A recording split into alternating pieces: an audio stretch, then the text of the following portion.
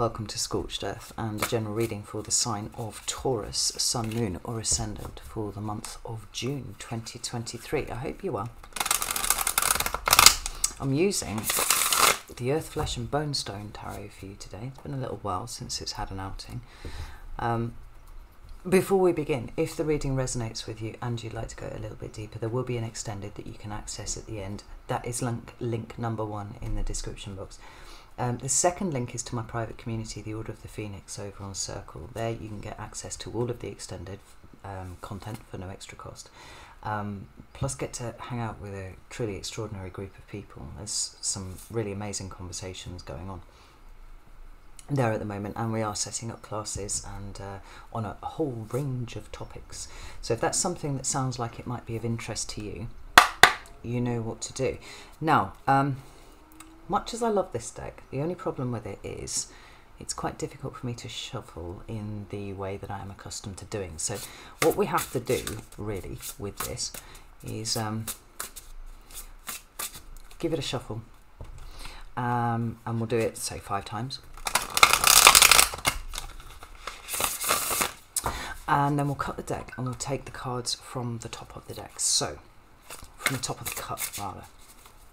So we'll go 5, 4, 3, 2, and 1. We'll flip the camera around so you can see what I'm looking at, and we're going to cut the deck here. So, recent past for you, we have the 6 of Cups, Taurus. Current energy is the Page of Pentacles, and what's coming towards you is the Queen of Cups. At the bottom of the deck, we have the 3 of Cups, and it really does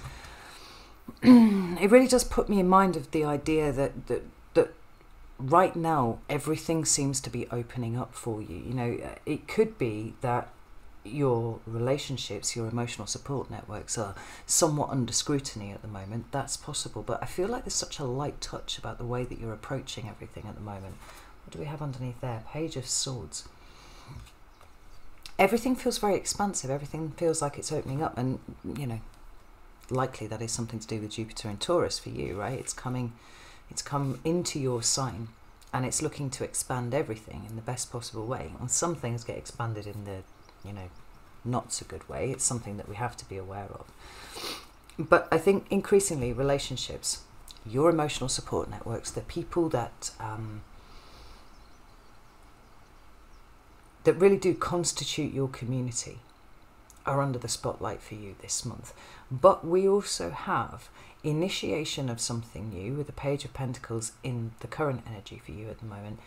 And we also have somewhat of a receptive energy here with the Queen of Cups. Now, I'm just going to get a deck to clarify. And we're going to put some meat on the bones of this, because there's so much more than what it appears on the surface. I feel that for certain. So we'll give these a proper shuffle. Much more malleable in this deck. Right, tell me about the 6 of Cups, please. Why is this here for Taurus? We have the Knight of Wands, Sagittarius energy. Ooh, and we have the Page of Swords appearing again. Tell me about the Page of Pentacles. We have the Devil. That's Capricorn energy, and the King of Cups. And tell me about the Queen of Cups, please. We've got the Hermit, Virgo energy. Ooh, and we've got 2. We have the 3 of Wands, and we have the Fool. And yeah, it's strong. You can feel it here, Taurus.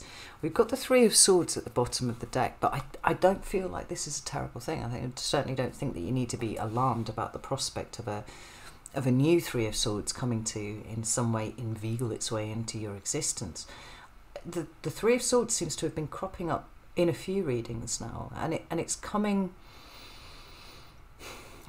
from this place of appreciation, which I know sounds like a really weird thing to say, but it truly is, because the acknowledgement of the 3 of Swords in the first instance, and then further the processing of the 3 of Swords, and then eventually coming to a place where we can perceive the 3 of Swords as actually being something that has bestowed an incredible gift on us, is what allows us to move into this state of the 4 of Wands. Now, wherever we have the 4, we're talking about something foundational in nature. And with the 4 of Wands, it's the creation of a new foundation that sees you moving forwards in a place that puts your joy, your positivity, the wonder of connection, actually, right to the fore. Right? It's a very creative time for you, actually.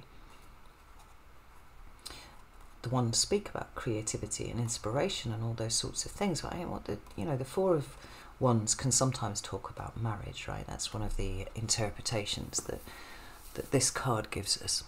But when we're talking about home, and for Tauruses particularly, Taurians particularly, this is something that is of particular import. We're talking about that rather abstract and ephemeral state of the feeling of home, rather than the four walls, rather than the structure that surrounds you and the things that you have in it. It is the people that feel like home. And looking at this Three of Cups here, and the way that the people that surround you are under the spotlight at the moment, there's a big sense of a desire to move into the new, but to move into the new with the people that are currently, if I can put it this way, like resonating at your energy, and allowing the exit of those who don't. No need to fall out with them, no need to kick up a drama or a fuss.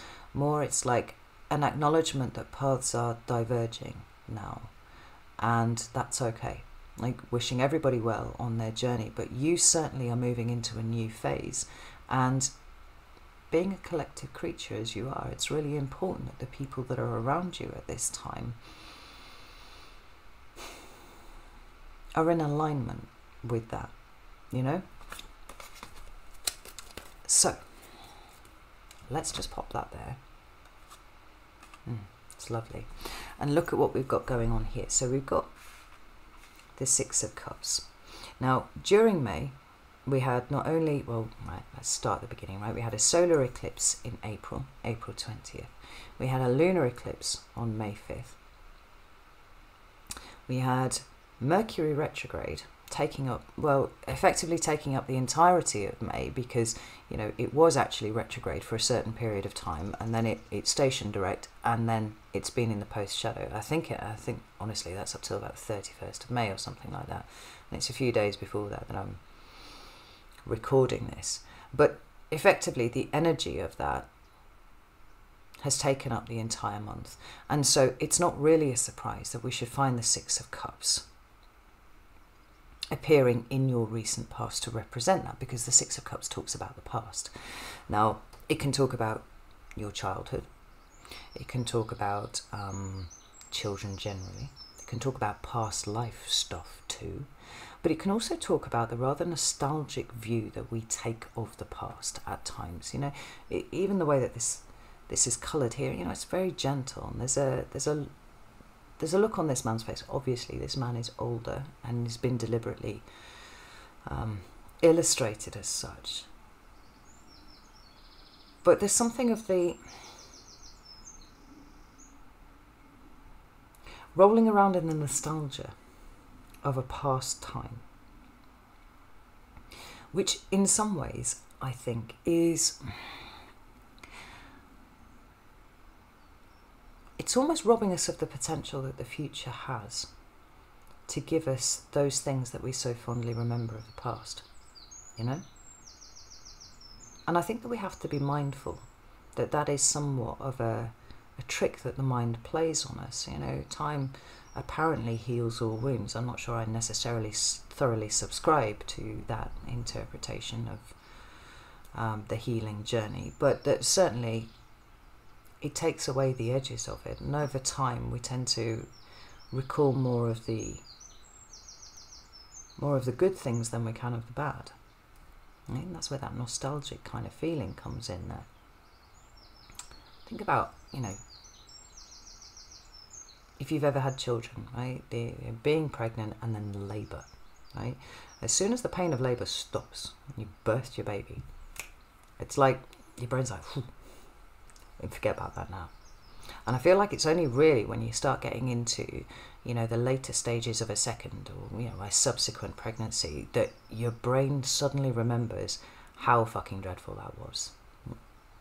It's a really stark example, but it's a really good one, because frankly, if you could hold that in your head, you probably would never have another child again, right? Because it's been ripped apart. And so it is with other things too.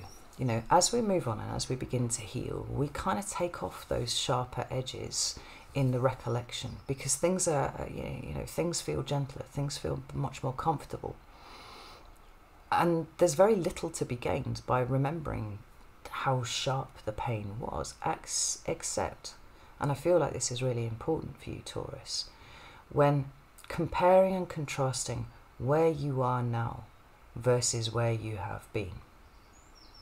I think in that instance, it is exceedingly important that you at least have some sort of intellectual appreciation of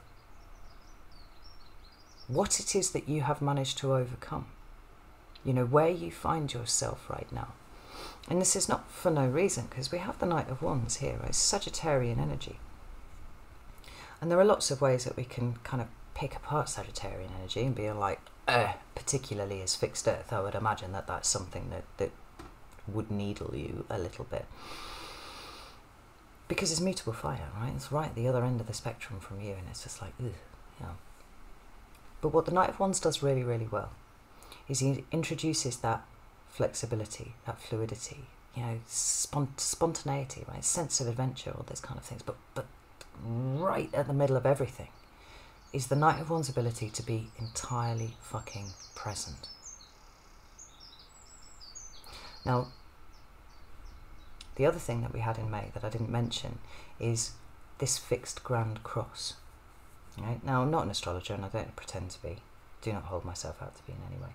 But there was a specific relevance to the fixed signs in this, as you know, the name would suggest. It has affected everyone, but I think it's been particularly keenly felt by the fixed signs, and obviously you are one of those.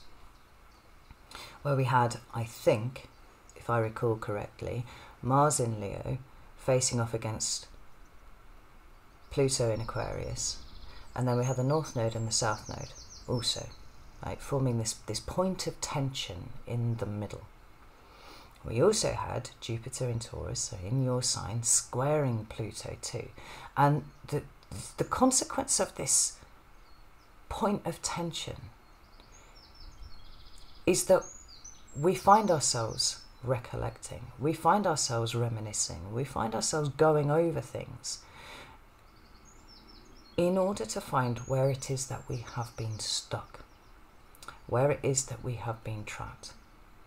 And with that Page of Swords, which for me, you know, the shortcut kind of definition that I have for this card is mental expansion. It's an increase in awareness. It's a certain amount of intellectual dexterity, because it's kind of putting things together that we may not have perceived before. And it could well be that the totality of all of those astrological events that occurred during that month has actually seen you looking back at this, fuck's sake, and saying, sometimes times were good, and I liked those. And sometimes times were bad, and I didn't like those. But from both experiences, something was gained. And who I am now, and who I might become in the future, which seems to be now very much in focus, are a product of both of these.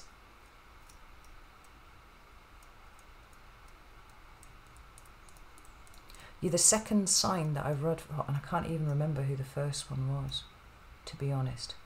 Hey, maybe it was Leo, actually, where there's a certain amount of stoicism in the face of what you are experiencing, and also in the narrative that you have built around the things that you have experienced. You know, rather than over-investing in what we perceive to be good, there's now this level of acceptance that actually everything in its own way has been good, because where you have landed as a result of that is right here, right now. And there's potential beginning to bubble everywhere. And I feel like you feel it. I want to pull some more cards. Yeah, hello. The Wild Unknown. Let's get you out. Tell me about this Knight of Wands and Page of Swords together. Fuck. Look at that. We've got the Six of Cups. Just wanted to check that my cards were all the right way up. They are. Six of Cups in reverse. There is not just an intellectual understanding, not just an intellectual appreciation, but something that seems to permeate right down to the roots of who you are, that understands that we're not going backwards. And that sounds like such a trite, such a simple thing to say, but it's so profoundly powerful. Because what it suggests is that any previous attachments that you have had are now in the process of being released, right? Exactly as the lunar eclipse wanted us to do, exactly as Mercury retrograde always wants us to do, exactly as this fixed ground cross has been designed to do.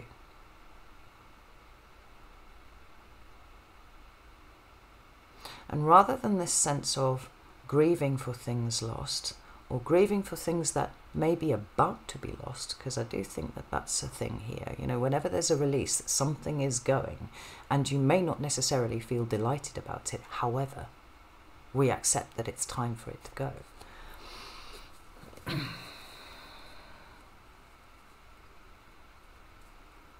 It occupies a rightful place in your heart, but it isn't all that there is. And the potential that we're talking about here can only be found in the future. Well, some of it may be found by reference to the past. You know, when we go back to old situations, particularly if they're ones that we have found very difficult, particularly if they have involved our emotional support networks, you know, people that we feel that we were, that we've been able to rely on, and we've certainly been there for them too. There's always more information that can come out. There's always a deepening of insight, because each time you go back with new eyes. You go back with a bit more information, you know, because of your understanding of who you are now, and you see a little bit more. But what we are not trying to do is time travel back into the past and go back to a place where things, at least in our mind, you know, at least in our recollection, appeared more comfortable than they are right now. There's an incredible amount of growth there in that simple place. And, you know, we talked extensively, and it was probably back in, well, it will have been in 2020, right? Because it was at the beginning of 2020 when things started to shift and things started to change. And Taurus seemed to have got onto this accelerated timeline of personal growth, where we discussed the difference between an external locus of stability, right, and the ways in which you have externalized your stability. So it would be in your environment, it would be in your home, it would be in the things that you had access to, your resources, you know, your finances, the stability in that. And realizing where there was so much invested in those things, it was actually a cover for an instability that we felt inside, a lack of stability that we felt inside. And when you track that back, there is an originating point, and for most Tauruses, the originating point was their childhood. It was the experiences that they had along the way. Now, in that process, some people get stuck and they go, oh, it's not my fault I'm the way that I am. My parents fucked me up, or my older siblings fucked me up, or my aunts or my uncles or my grandparents, you know, whoever was around and significant at the time. But we need to be able to push beyond that and go, well, that might have been true, but now I'm an adult, and now I'm going to take personal responsibility, and now I am going to become a sovereign being all of my own, and the stability and security that I am looking for needs to emanate from here out, to the extent that no matter how fluid the situations are around us, we are a quiet, immovable force that just kind of, you know, makes our way through. Solid, dependable, reliable, trustworthy. And when I say trustworthy, I mean very specifically the ability to trust ourselves and our judgment and our discernment as we navigate through the chaos that is, human existence.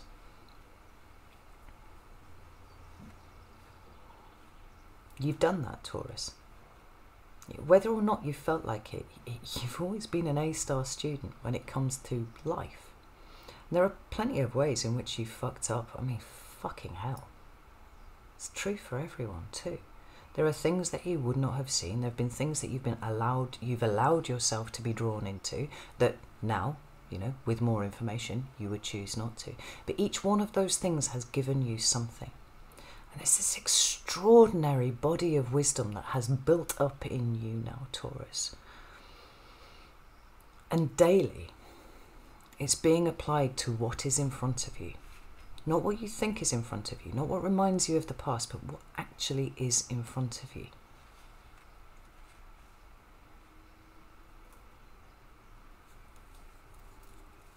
And for some of you who've been with me for a long time, you'll remember how important Taurus's development seemed to me to be in terms of the effect that it had for the rest of the zodiac. Because I said back there in 2020, what we've got is a power shift going on, but it's not just a shift, it's an absolute flip. And because Taurus as fixed earth is the point of contact with everything in this plane for the rest of the zodiac, and the rest of the fixed signs kind of do their bit too, but I don't get, a bit like Discworld sitting on the back of 4 elephants on the Atuin, the turtle, there's stacking going on. And in some ways, rather than one of the 4 elephants on which Discworld is sitting, you are Atuin, right there, gliding through space, being absolutely solid and dependable and reliable and just there, right? The undercurrent on which everybody else's development rests.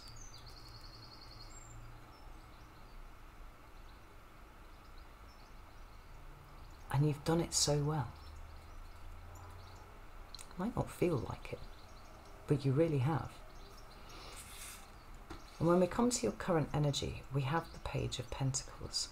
Now, as no doubt some of you will recall, I draw a distinction between the initiatory energy of the page of any suit and the ace of any suit, because they're both starting points. Oh, excuse me, talking about release. But the distinction is this.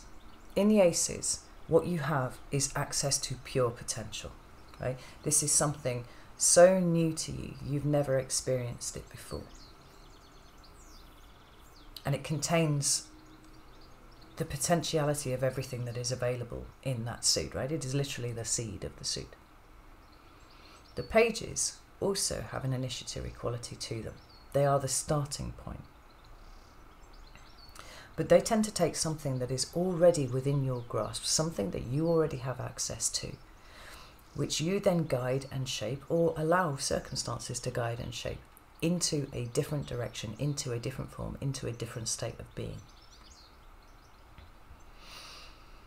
And because it's Pentacles, which I consider to be energetic currency, the things that you have at your disposal to be able to invest, then the Page of Pentacles is saying, I've got resources, energetic resources, but maybe financial resources. Maybe you've got a bit of extra time. Maybe you've got some attention. Maybe you've got more energy than you've had in a long time. And with that, you're ready to start something new. You're ready to invest in a new way. But the Page of Pentacles also has this additional meaning for me of truly appreciating the value of something. Perhaps for the first time ever, or perhaps on a new and deeper and evolved level. And in the first instance, that value is yours.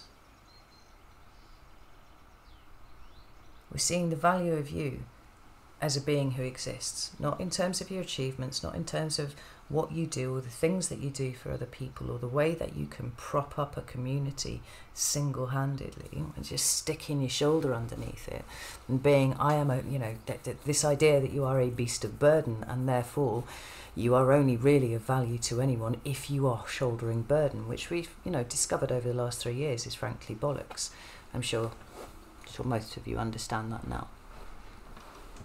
It's that you have an inherent value, and more than that, you are special and you have things that you need to contribute. In the first instance, the cycle that you've been in of working through this and understanding the gift of this is a huge contribution to the collective unconscious. And correspondingly, what we're seeing coming from that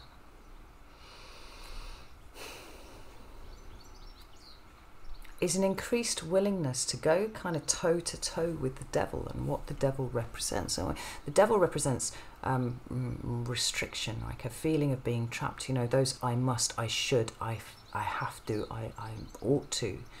You know, all of these kind of really loaded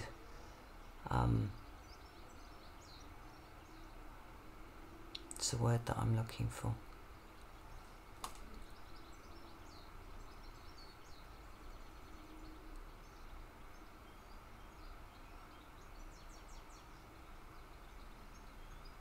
I can't even remember, it's gone. I have to look up English grammar when I finish this, right? But all of those loaded sort of thoughts that absolutely bring you down to the functional, right? You have a job to do, therefore you must execute it. And how your self-worth is contingent on the fulfillment of these functions. Yeah? And for some of you, the devil will be, as an archetype here, it will be a representation of the inner critic that, you know, we all struggle with from time to time. It is the one who goes, you should do this, you must do that, you ought to do this. How fucking idiotic of you not to have done these things. Yeah? Always piling on the pressure. But I feel like the amount of influence that the devil holds on you is diminishing daily. I think it's probably hit somewhat of an accelerated timeline since the beginning of May at least.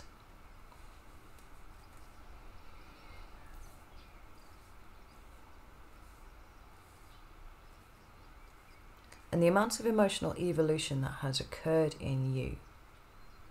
When we talk about emotional evolution, I most often with other signs in the zodiac, we're talking about the way that they treat people, right? And then conversely how they allow people to treat them and whatnot. With you, Taurus, because there's such a Taurian propensity towards shoving your gold into your own shadow, right? Not allowing yourself to see the good things about yourself.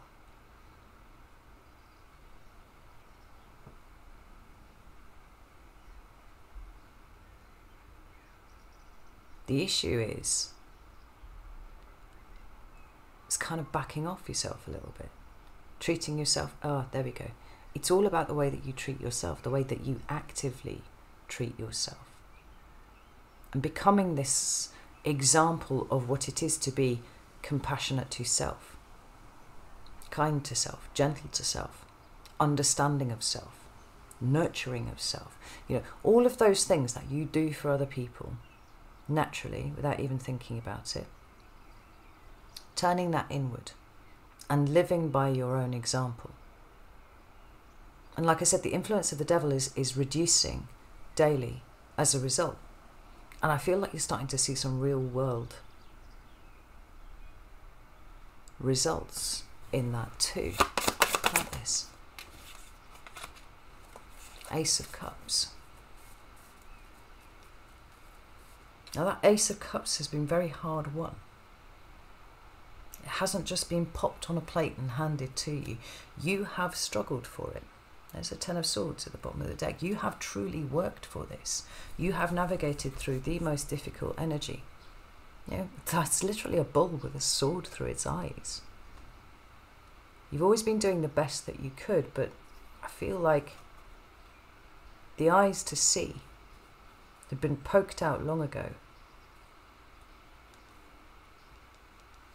And because you're a beast of burden, even despite all of these swords hanging out the back of you, you carried on regardless. Despite the fact that you couldn't see, you carried on regardless.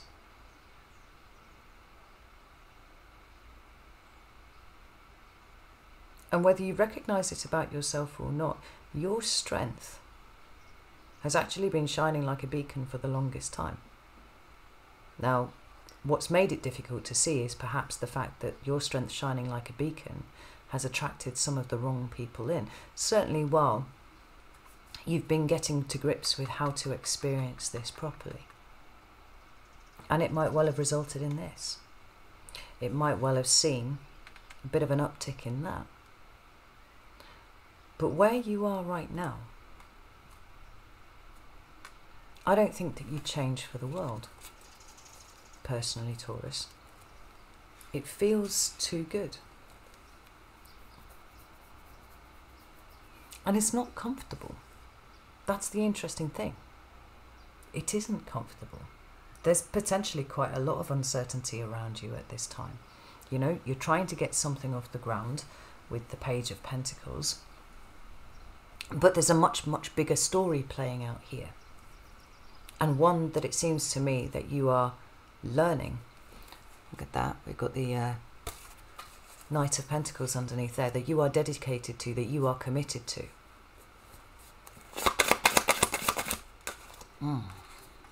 Seven of Swords. Without necessarily knowing what the end result is going to be, which is interesting. Now, we've got the Six of Swords appearing at the bottom of the deck here, and there's always movement that occurs with the Six of Swords. There's a sense of leaving something behind. Now, that can be, you know, a kind of emotional situation where you go, right, well, actually something ended a very long time ago, but I've been carrying the weight of this around for a long time, and actually I'm going to practice what I preach. I'm going to release that. I'm going to be compassionate with myself, and I'm going to allow myself to heal from it. But sometimes it can be a literal leaving behind that is necessary. And there are enough cards on the table to suggest to me that June is... I use this word for... I was a Gemini.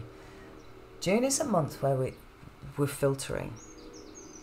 Right? We're applying everything that we have learned during the month of May. We're applying everything that we've been putting together, right? These creative connections that have been popping up in our head, where we're starting to see things on a level that we didn't see them before. We're starting to realise that not everybody is going to form part of this journey moving forwards. But we're also getting to a point where we realise that in order to honour our path in the strongest way that is possible for us to do, we need to allow that to go. Now, the Seven of Swords here is interesting because we've got the Seven of Wands there. And it feels to me like it's a point of tension for you. You know, when I've been speaking about allowing people to go, and I said very clearly, you don't need to, there doesn't need to be a huge drama about it. There really doesn't. There's one thing that keeps popping up again and again, and actually it's been popping up for all of the signs in various different ways. I think I've said it in every video. But this question of integrity, because that's what I'm feeling is kind of bugging you at the moment. It's this idea of what integrity is. There's something in your environment, a relationship, a situation, a circumstance, where increasingly, as the power of the Ace of Cups grows, as the relationship with self is improving, there's something that's starting to be cast in, it's almost like a darker and darker light. Things that you would have allowed to go on, right, and not had an issue with at all, suddenly are starting to needle you in a way that you haven't really recognised up until this point. Now, the placement of the swords is really interesting on this card, because in the Waite-Smith, I've often spoken about the Nine of Swords being the only card that has the horizontal placement of the swords. And on the back of that, I've got an arbitrary rule that swords up, as you see in the Ace of Swords and the court hierarchy of the swords. So that's good. That's honour, that's truth, that's integrity, that's good things. When the swords are down, it feels to me like we're talking about the opposite of that. We're talking about things like lying and dishonesty and self-sabotage and cognitive loops and all of the other things that I talk about with those swords, right? But here in the Wild Unknown, we also have the Seven of Swords with this horizontal placement. And the thing that stands out for me about the Nine of Swords in the Waite-Smith and most of the decks that you will find is that it comes down to a state of perception. And to me, it seems like there is no greater indication of quite how far you have not only come but continue to travel than this burgeoning sense that something, someone, some relationship in your environment is not in alignment with this Ace of Cups, with your relationship, with your sense of self, with the way that you are honouring and loving yourself, right? Something is just a little bit not okay. And it comes down to integrity. Not just the integrity of the person or persons or situation that you find yourself dealing with, but your personal integrity in allowing this to continue to be an influencing force in your life in some way. And then we come to the Seven of Wands. Now, the Seven of Wands is about protection. It's about defense. It can be about being defensive, which is a little less noble, shall we say, than the idea of protection or defense more generally. But just as this seventh wand here is creating a light in the dark, you know, we've got these very light, you know, images either side. It's sort of, it's casting a glow over the things that are now starting to feel a little bit flat, a little bit like they don't have the substance that you thought that they did. And although the strong feelings that you have had about this have caused you to continue having it in your life, it seems to me that there's an increasing awareness that actually you can't honour yourself, you can't honour your path, you can't do any of these things while you're permitting this kind of, dare I say it, undermining energy to continue. And the interesting thing is you couldn't have seen this a few months ago, but you see it now and it bothers you. And with the card of June being the Queen of Cups, which is all about receptivity, but let's not also forget that it is a counterpart to the King. The question of what you allow to accept, what you allow yourself to accept into your energetic experience, seems to me to be right at the top of the list of your priorities. You know, when we're kind of dealing with toxic situations or toxic people and all that sort of stuff, right, there are usually a handful of really obvious people that stand out. And you're like, my God, you're just fucking horrible all the time. And you've been abusive as fuck. And you've got narcissistic traits. And for myself, I need to eliminate these people. What can be considerably more difficult is when you have people who are not overtly demonstrating these toxic traits. When they're people for whom, for the majority of the time seem okay, but every now and again they'll come out with something that just makes you pull up short, and you're like, oh, I didn't realise they felt like that about me. Or maybe even worse, you don't even really think about it, but you don't think about the way, in addition, that this negatively reinforces actually what you've been trying to get rid of, which is this inner critic. The devil that literally sits on your shoulder.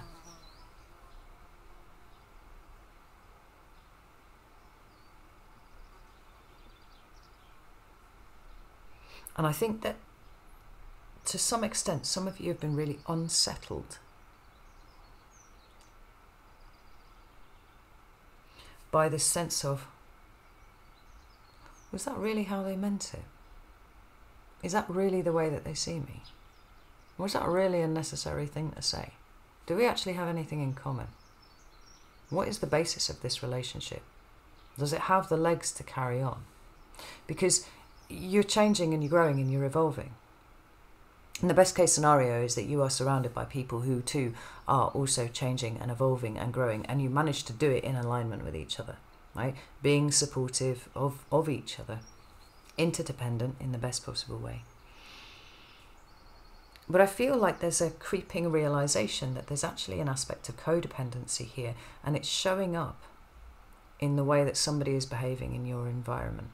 Not so overtly that you could call them out on it, but covertly. And an old version of you might have just got up in your head about it. An old version of you would have just overthought it and somehow managed to make it your fault. Because that was your coping strategy. That's just how things worked, right? And we just take more burden onto ourselves and you know, it'll all be good. It'll be good.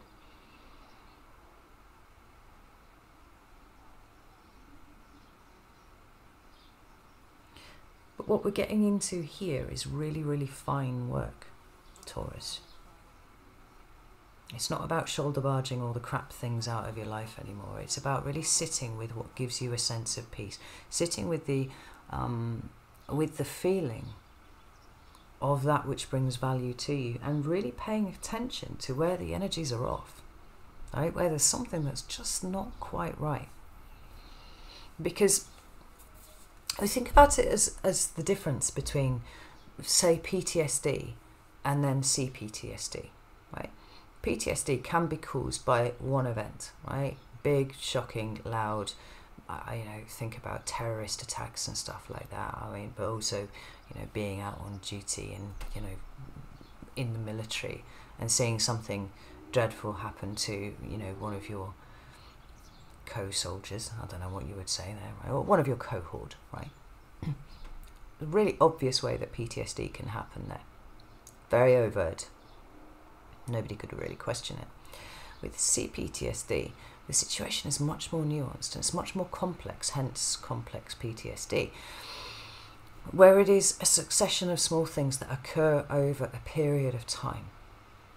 Think about it like the water starting to, you know, on a coastline, starting to undermine the cliff. Eventually there's going to be a point where that cliff falls. And it's not because it's been hit by a big tidal wave or anything like that. It's not about the full force of the water attacking it head on. It's about that subtle undermining, right? It doesn't have to be a cliff face on the ocean. I mean, you look at any kind of riverbank, it's that sort of thing, you know? It's that slow erosion of your foundations that you have to be really tuned in to be able to become aware of. And this Queen of Cups, I think she's got such a sassy look on her face. Yeah, and I like that because sometimes the Queen of Cups is depicted as looking a little wet, or, you know, obsessed with the nasty, crabby cup. I mean, it's so ugly. But you look at this mermaid here, and you look at the look on her face, and it's just like she's not taking any fucking shit. Just because she is the embodiment of receptivity, it does not mean that she is not discerning about what she allows herself to receive. And I think what you've got going on this month in June isn't the full force of you know, a flood or some sort of giant tsunami or something like that. It's the appreciation of the little things that undermine. And a desire to stop whatever that is from that subtle erosion, that subtle undermining. We've got the Hermit card here, which is the card of Virgo, that does talk about the internal journey. It's talking about the, you know, the wisdom that we can find within us when we sit in a state of peace and quiet and really go looking for those answers. You know, we don't have to look outside of us at all. Like I said, you've got an incredible corpus of amazing wisdom and insight now. And it's necessary for you, excuse me, whew. Sorry, I just had the overwhelming urge to projectile vomit, so that was very, very swift, and it just kind of came and went. I wonder if that's you. Interesting. What was I even saying? That was really distracting. Fucking hell. Trust yourself. You have to trust yourself. That when you go within and you start actually looking for answers, that at the point in time that you find yourself now, Taurus, you have learned enough. You have a big enough corpus of experience to work from. That whatever answers come up can be trusted. And if you've been feeling this subtle erosion, then June, it seems to me, is about stopping that in whatever way is necessary. I mean, maybe you need to build up your bank a little bit again, right? In the example of the riverbank. Maybe you need to fortify yourself somewhat, or maybe you just need to divert the stream elsewhere.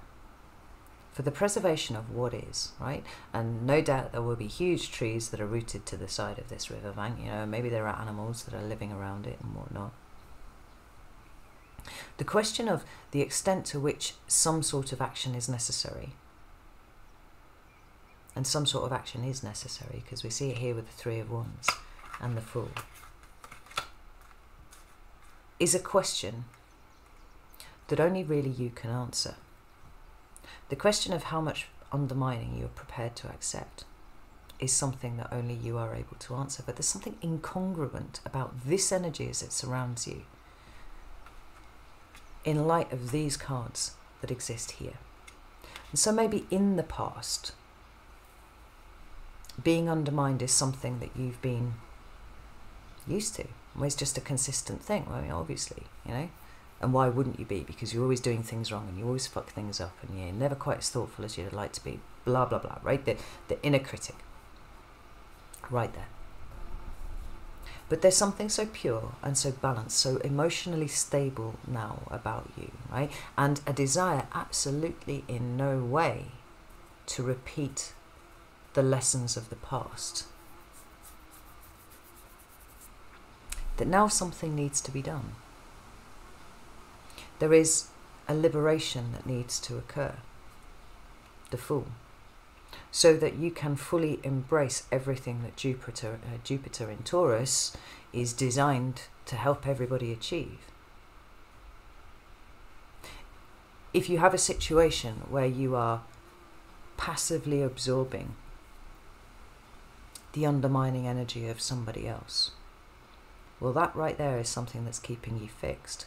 Like I said, you're passively absorbing it. You probably possibly not up until this point even noticed that it was happening, but now it has. And your integrity, the integrity of your Ace of Cups, is saying something needs to be done about this. And it doesn't need to be a huge show of force. It doesn't need to be it doesn't need to be anything remotely dramatic. It could just be simply putting a few stones, a few sticks across where the water's coming, diverting it down a different path away from you. It's the erection of some sort of boundary here. Maybe, for some of you, it is the end of a particular friendship. We've got the Sun underneath the Six of Swords. It's the card of Leo, but it talks about joy, it talks about positivity. And I think the combined effect of the Ace of Cups with the King and the Queen of Cups is the recognition that nothing is worth your peace. There is nothing out there that is more important than you being able to sit in that energy. Sovereignty, responsibility, being your own personal sun. It's consciousness, Taurus. Like, your conscious awareness is being activated of something that is poisoning your well, if I can put it like that. Look at that Queen of Cups sitting beyond it. And in this new conscious, very present, very expansive frame of mind that you now find yourself in, you can't allow it to pass unnoticed anymore. Like, something must be done. What it is will vary for each of you, and it is for you to go within and work out what that is. But first and foremost, you have to trust the feeling.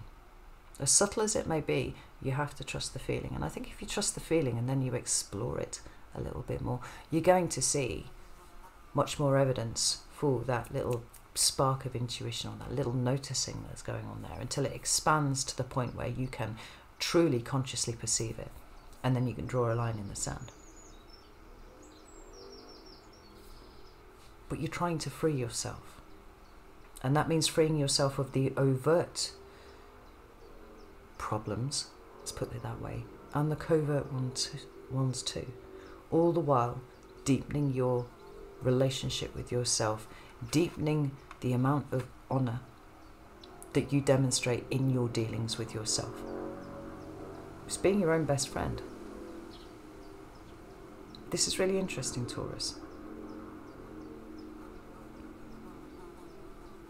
Because I feel like you're gearing up for something.